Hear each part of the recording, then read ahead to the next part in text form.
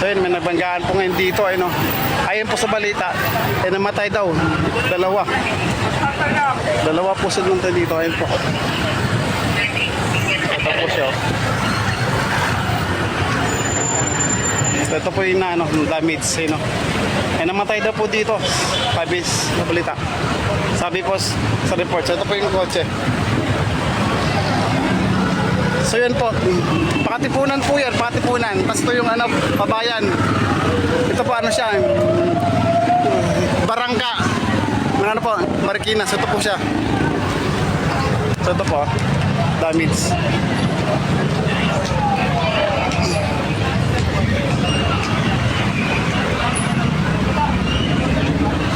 Well. Parang siya laman po ng coach, truck. Parang siya po yan, asukal. Parang po po asukal eh. Ayun po, warak po yung yan, no? Sa likod. Ito po yung mga tao ngayon, ay yung mga tao dito ngayon, kaya po sila, seryoso.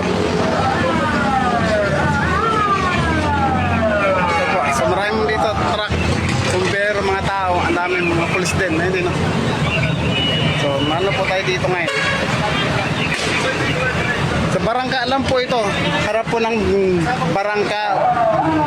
Barangay, Marikina. Nagaling po ko dyan. Paano yan? Pakatipunan. So, ito po bayan. So, ito po yung nito nangyari po. Ang sabi po sa balita, may namatay na po. Dalawa sila. So, ito. Alaman po to. Ano siya? Parang po yun? Asukal. Ayun, no? Asukal po ito. Laman na ito eh.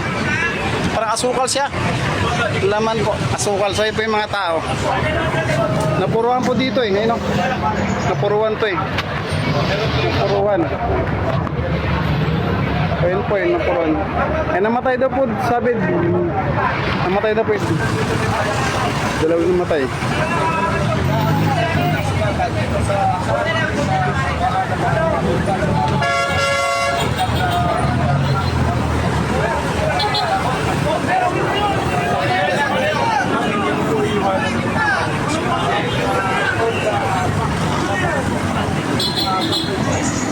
Ito sa Alangatos.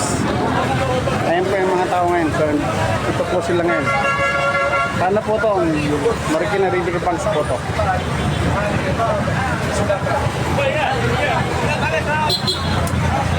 Ito yung mga tao ngayon. Nakordon na po ito lahat. Ayan po. Nakordon na to. So, ito yung mga tao dito. Ang dahil ito, pulis. Dahil pulis. Kumbero. So, ayun po, ang tayo po ng tao dito ngayon. Oh, miss. Punong pata dito ngayon.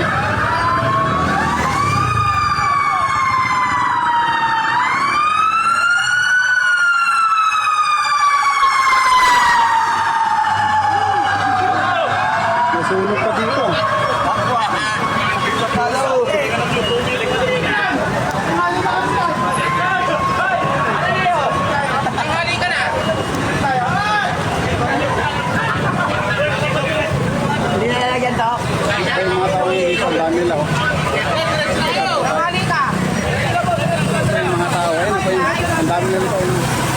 Pabayan po yan.